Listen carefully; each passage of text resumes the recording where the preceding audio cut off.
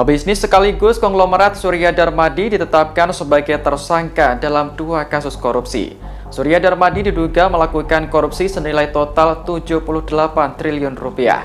Jika terbukti di pengadilan, maka nilai korupsi yang dilakukan Surya Darmadi itu tercatat sebagai yang terbesar di Indonesia. Dikutip dari Kompas.com, nama Surya Darmadi terkenal sebagai pengusaha yang bergerak di bidang perkebunan kelapa sawit.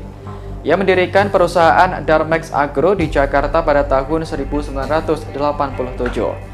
Melalui salah satu anak perusahaannya, PT Duta Palma Nusantara, Darmex Agro berkembang hingga menjadi salah satu kelompok budidaya, produksi, serta pengekspor kelapa sawit tersohor di Indonesia. Perusahaan ini berkembang dengan mendirikan pabrik dan penyulingan di kawasan Riau dan Kalimantan. Berkat kegiatan usaha itu, Surya Darmadi pernah masuk dalam peringkat ke-28 orang terkaya di Indonesia, versi majalah Forbes pada tahun 2018.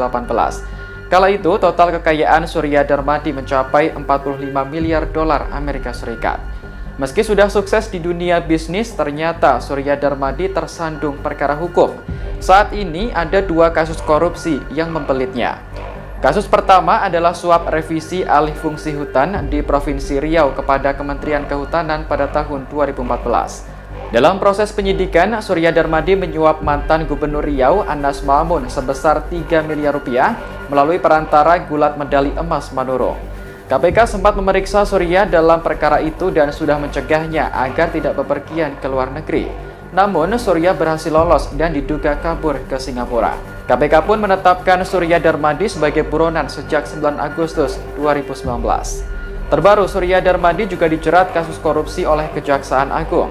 Surya Darmadi diduga melakukan korupsi dalam penyerobotan lahan seluas 37.095 hektar di wilayah Riau oleh PT Duta Palma Group. Dalam perkara itu, Surya Darmadi juga menjadi tersangka dalam kasus dugaan tindak pidana pencucian uang. Dipergunakan oleh SD dengan tanpa izin pelepasan kawasan hutan dari Kementerian Kehutanan serta tanpa adanya hak guna usaha dari Badan Pertanahan Nasional telah membuka dan memanfaatkan kawasan hutan dengan membuka perkebunan kelapa sawit dan memproduksi sawit yang menimbulkan kerugian keuangan negara dan perekonomian negara berdasarkan hasil perhitungan ahli dengan estimasi kerugian sebesar 78 triliun.